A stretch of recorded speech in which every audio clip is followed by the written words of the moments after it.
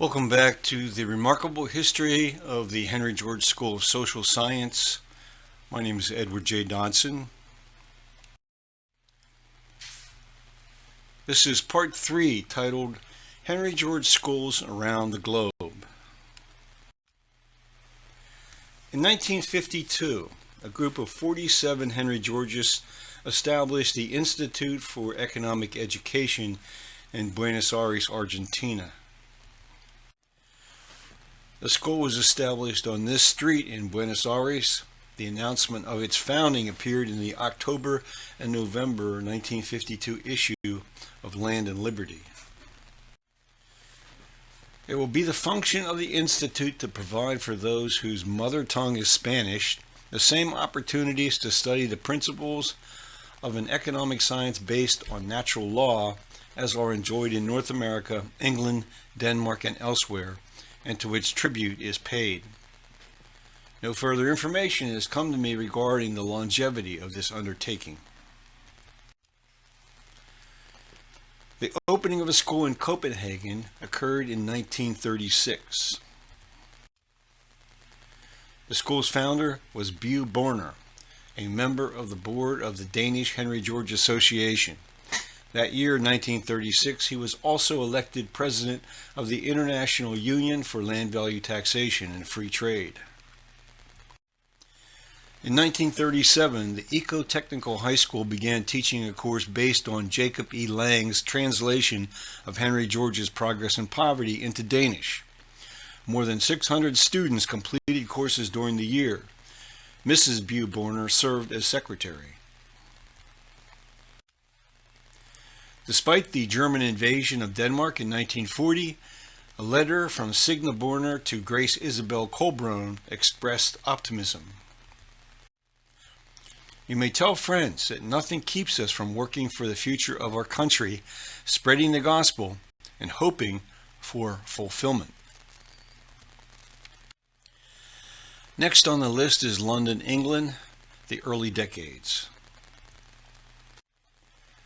A London Henry George School of Social Science was organized in 1936 after Lancaster Green, a trustee of the New York School, delivered a paper during the International Conference for Land Value Taxation and Free Trade on the method of teaching adopted in the United States and the results achieved. A committee formed to organize classes throughout the United Kingdom, and an office was opened at 94 Petty France in London.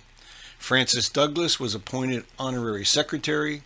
He reported in the January 1937 issue of Land and Liberty that just over 200 students had enrolled in 10-week courses offered in London, Birmingham, Manchester, Glasgow, and other locations. Teacher training was conducted by Arthur W. Madsen in a large room at the headquarters. This is an undated photograph of the building at 9498 Petty France, Westminster, London. The school in London then secured more appropriate space in one of the buildings in Grosvenor Place. Leon Maclaren was one of the original organizers of the school in London. In a letter to Anna George DeMille dated 24 September 1941, he brought his U.S. colleagues up to date. Needless to say, the declaration of war in September 1939 disrupted our activities. However, as the months went on and appeared that life was still reasonably normal, we resumed classes and meeting in January 1940, and the results were gratifying. Besides 6 introductory classes and 3 advanced classes, regular weekly fellowship meetings were arranged. It is very much to the credit of the fellowship committee that during this dangerous time they met every week without fail. During the war, Maclaren branched out on his own, founding the School of Economic Science of London with space in this building at 11 Suffolk Street. In 1945, he described his efforts in a letter written to the Henry George School in New York. We expect to open school centers in Liverpool and Ipswich this summer. The branch we had originally in Ipswich faded away under the bombardment. but no doubt the work done will greatly assist us in establishing the new center. After the war, the school's program slowly picked up. At 4 Great Smith Street, Westminster, several rooms were used for classes, used in an effort to try to keep the class size manageable. Classes were underway in Manchester and Glasgow as well. Arthur W. Madsen and Vic H. Blundell conducted an open-air demonstration class in Trafalgar Square. Another public event occurred in 1950. An announcement for the Henry George School was put on the side of this building, and I assume similar posters appeared wherever permitted. Land and Liberty referred to instructors as tutors. In addition to Vic Blundell, other tutors were Charles Aiken, Ron Blundell, D.S. Boothman, and Peter Stubbings. In 1958, the school acquired new offices at 177 Vauxhall Bridge Road, Victoria. In his report for 1958 in Land and Liberty, Vic Blundell described the 6 or 7 locations where courses were being held. At the headquarters, about 50 students who had completed the basic course were enrolled in a course titled Current Economic Theories. The school benefited by a £5,000 bequest from the estate of Hugh Crompton.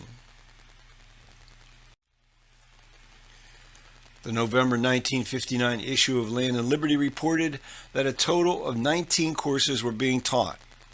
Fast forward to the autumn of 1965, and there were 6 courses taught at the Vauxhall Bridge Road headquarters, plus at 13 other locations around the United Kingdom.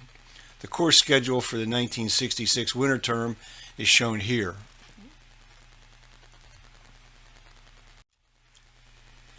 At some point in the future, the educational activities in the United Kingdom were taken over by the Henry George Foundation of Great Britain. On February 2002, John Bath, chairman of the foundation, reported to supporters that the lease for space in the London Fruit Exchange was expiring. Renewal would be subject to an 85% increase in rent.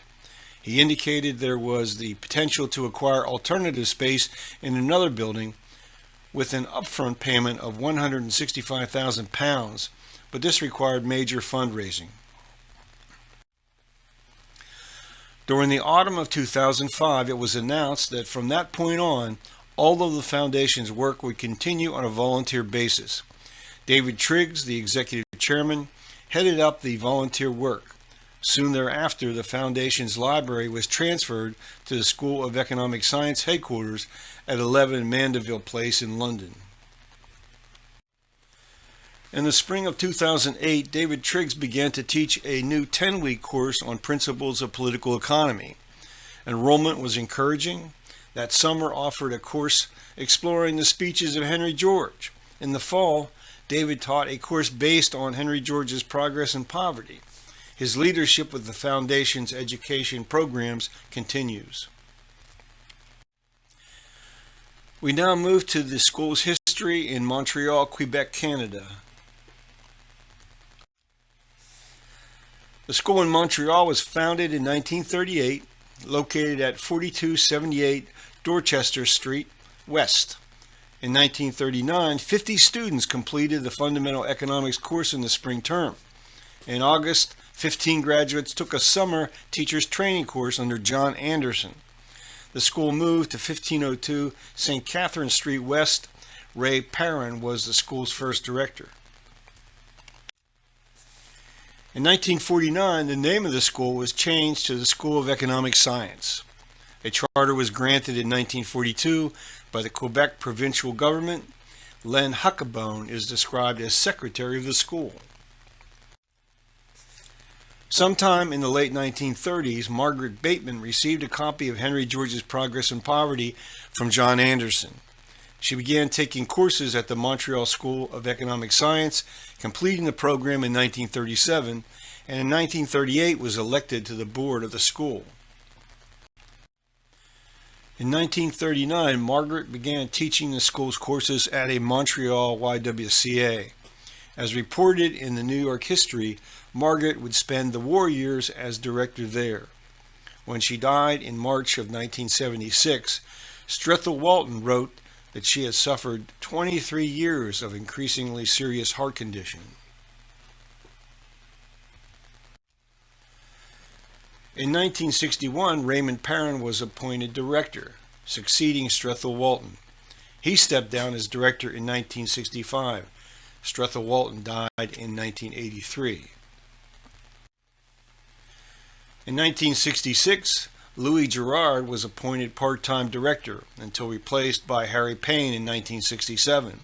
Payne had been elected president of the school in 1966.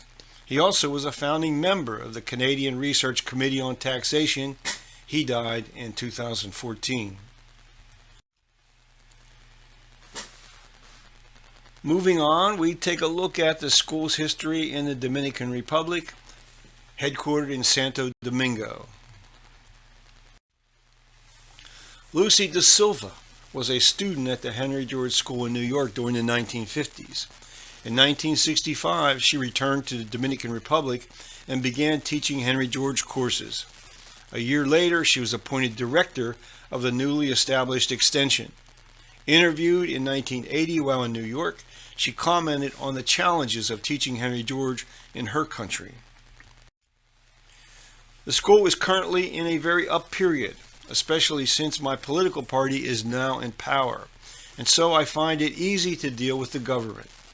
We have had to be very careful that Georgia's philosophy is not interpreted as communist ideology. It is very different than the U.S., where people are free to disagree with the government. A terrible hurricane hit the Dominican Republic in 1980, extensively damaging the school, which lost a significant amount of material in the library. But thanks to the hard work of many volunteers, the school was soon back in operation. Lucy Da Silva died in 2008 after a long illness. Without her leadership, the school was not able to continue. Next on the list is Sydney, Australia. In 1937 and 1938, study groups were formed completing a course in fundamental economics under A.S. Bailey, W. Arthur Dow, and J. Brandon. The courses made use of the lesson materials provided by the Henry George School in New York. An article in the September 1939 issue of the Freeman described the progress of the courses. When the activities of the Henry George School of Social Science, New York, became known here in 1936, the two Henry George Leagues at Sydney and Lakemba started classes under the direction of Messrs. W. F. Dow and J. Brandon. Classes commenced at both centers, later extending to Strathfield, now showing promise of extension to other localities. Students who have completed the various courses are being trained as class leaders and instructors. A.G. Huey, Secretary of the League, who also conducted classes, was very helpful in the work. Arrangements are being made to link the schools in all states into an Australian School of Social Science. More on the Australian School of Social Science. Ivy Ackroyd traveled from Sydney to New York in 1939 to represent the school at the Centenary International Conference of the Birth of Henry George. She authored the pamphlet Science and Civilization, or Realism versus Escapism, in 1944. H.G. Brett was identified in 1939 as president of the Henry George League in Melbourne. In 1942, he delivered a paper at the New South Wales School of Social Science conference titled The Moral and Religious Appeal of Social Science. He ended with this quote from Henry George. When Henry George was asked whether the single tax was the remedy for all social ills, he replied, "No, but freedom is, and the single tax is the taproot of freedom."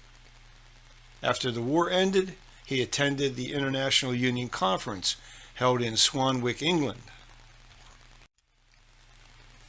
W. Arthur Dow reported on the school's activities during the Second World War. In the March 1944 issue of the Henry George News, he wrote, "Since we started, we have had a great number of classes, and many hundreds of students have taken at least one course. Before the call for war service, which reached its peak about a year ago, we had some very promising branches, and a total attendance at all our classes in New South Wales of over 100 students at our best period. At present, not more than about 30 students are attending the regular classes, but we are putting in a lot of preparatory work and hope to resume our uninterrupted growth. We are bringing out some new textbooks for classes and will let you have copies from time to time." A report on activities by Pat McLean appeared in the August 1945 issue of the Henry George News. Discussions at the offices of the Henry George League in Melbourne were led by Mr. F. Halkyard, using the book Economic Principles, authored by Max Hirsch. In 1953, at the 14th Annual Conference and Summer School held by the Australian School of Social Science, a memorandum on land tenure in Australia was prepared. This memorandum traced the history from the earliest decades under the British Crown. The memorandum made the following policy recommendations. All landowners to be required to pay to the government the rent properly payable for their lands, excluding all improvements. The rent to be calculated by reference to the rent being paid to the owners by tenants for those lands or for similar lands, and to be apportioned amongst any local governing bodies in lieu of taxation, which is to be recued to the vanishing point as soon as possible. At the school's 1984 conference held at the University of Sydney at the end of January, a film produced by economist Tony Dimmitt titled The Wealth of Nations was shown. Next, we move on to Toronto, Ontario, and Canada. In 1936, Dorothy E. Coate was secretary of the Henry George School Extension. Then in 1940, she was elected Associate Secretary of the Henry George Society. She died in 1984. In October of 1938, the Henry George School moved to 989 Bay Street in Toronto. This photograph is of Bay Street, chosen by me because of the interesting coincidence that Henry and Company was there. H. L. Patterson was president of the school. Herbert Owens was secretary. Ernest J. Farmer founded the Toronto School of Economic Science in 1938 and began publishing The Square Deal. In 1940, he was elected vice president of the Henry George Society. He stepped down as president of the School of Economic Science in 1967. He died on the 25th of September, 1975. Farmer had 15 students in the fall of 1938, taught in Hamilton. In the spring of 1939, another 7 students completed a course taught in his home by John Wilson. They formed a Henry George Club. Other courses were taught at the IOOF Hall on Main Street. This photograph of the building was taken in 2005. Arthur W. Roebuck served as the first president of the School of Economic Science in 1938. At the time, he was a member of the Ontario Legislature, serving until 1940. In a 1957 article appearing in Land and Liberty, he reflected on his attachment to Henry George's political economy and offered advice to the young. Speaking to students of Henry George who are concerned about their future, as all young people must be, I would say be yourselves, boldly, though not necessarily too aggressively, and the sound understanding which comes to you through a mastery of the economic philosophy of the Prophet of San Francisco will more than compensate for what you may lose, if anything, by the disfavor of privilege and big business. As I look back today down a long road that is straight but with many ups and downs, I thank Henry George for his model of good writing, for the knowledge which he gave me, and the inspiration. Does it pay to be a reformer? I'll say it does, if you have the courage to advocate public causes that are sound in principle, but from which you cannot possibly profit, that is, not directly. Arthur Roebuck died on the 17th of November, 1971. During the Second World War, the School of Economic Science held no annual meetings of members. At the 1946 meeting, the following directors were elected: Ernest Farmer, President; John H.L. Patterson, Vice President; and John Potts, Secretary Treasurer. William H. Hall was charged with organizing classes. The March-April 1946 issue of The Square Deal reported that 3 classes began in February, led by Ernest Farmer, David Farmer, and John Potts, with a total enrollment of 28 students. Herbert T. Owens joined the faculty of the Henry George School in 1948. He was introduced to Henry George's political economy in 1907 by A.C. Campbell, and in the 1930s was appointed editor of The Square Deal. He died in November of 1958. John Fisher earned a B.A. degree from the University of Western Ontario in the 1950s. In 1956, he completed a Fundamentals of Economics course at the Henry George School, taught by Harry Pollard and Art Adamthwaite. He joined the faculty of the School of Economic Science in the 1970s and wrote for The Square Deal. In 2014, John was a Green Party candidate from Elgin, Middlesex, London Riding District. These days in retirement, John splits his time between his homes in Canada and the Bahamas. In 1954, Harry Pollard arrived from London to take over as director of the Southern Ontario extension of the School of Economic Science. Harry also became editor of the school's newsletter. In 1959, he was appointed director of the Henry George School in Toronto, and, as noted above, in 1961 he left to take over the school in Los Angeles. The records indicate that in 1955 David L. Seymour was director of the Henry George School in Ottawa. I have found no other information on his involvement with the school or the Henry George's community. In 1957, Robert Brooks was appointed Secretary-Treasurer of the Henry George Society and served as editor of The Square Deal. In 1967, Ernest Bowser was elected President of the Henry George School. Laurie Mannell was appointed Director of Studies at the School of Economic Science in 1965, succeeding James Ramsey, who stepped down. The one reference to Laurie I found after an internet search was in a 1980 article in the Canadian Champion newspaper about a meeting of the Halton Regional Public Works Committee. I'm pretty sure many of you will smile just a little as you read this. Another defeated regional councillor, Laurie Mannell, talked for some 30 minutes about his trips to garbage dumps in Canada, the United States, and even South America. He went on listing what other areas had done to control litter, to the point where councillors started losing interest and began talking among themselves, oblivious to Mr. Mannell, who was oblivious to them not listening. In 1965, Harry Manquis served as economics chairman of the alumni group of the School of Economic Science. In June of 1966, he delivered an address on the school to a local Kiwanis club. He stated, "It is a school that teaches economic science, and what is that?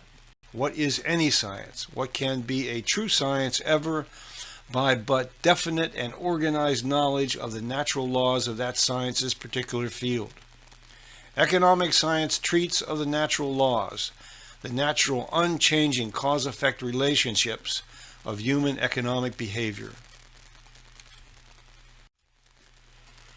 The School of Economic Science moved to 1218 Islington Avenue, North, Rexdale. Tim Fielding served as director of the School of Economic Science during the 1970s and as editor of The Square Deal. He stepped down as director of the school in 1982. Malcolm McCarthy was president in 1973, and that year Toronto hosted the annual conference of the Henry George Schools.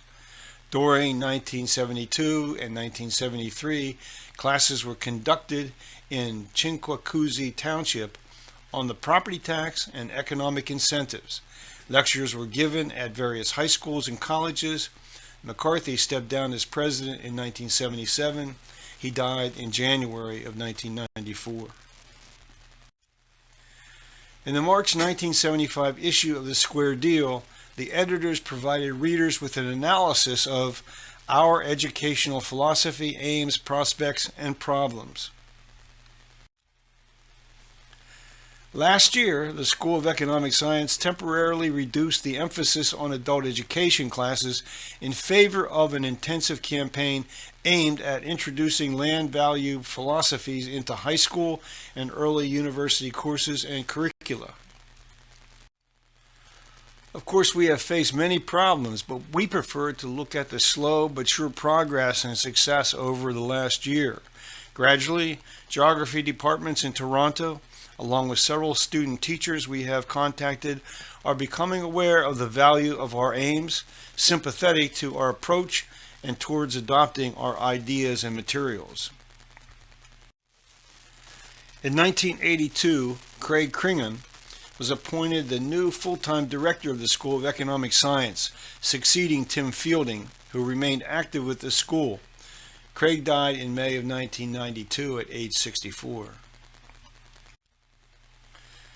Change continued. The School of Practical Philosophy in Toronto was started in 1976 and is today located at 29 Madison Avenue in Toronto. This photograph was taken in 2005. Finally, we go to Wellington, New Zealand. Back in 1937, a Henry George College of Social Science was established with C.H. Nightingale elected treasurer. The Henry George School was established in 1950 in Wellington, with Betty Noble moving from Manchester, England to head the school. Robert Keel in 1947 was a student of Betty Noble at a course she offered at the YMCA, and thereafter became increasingly involved in the school's activities. During the 1950s, he was elected to the school's board.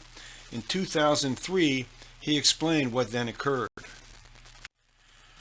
Over the post-war boom years, interest flagged, members died, and UV rating became almost universal and largely taken for granted, with any sporadic attention possible or necessary being undertaken by Roland O'Regan.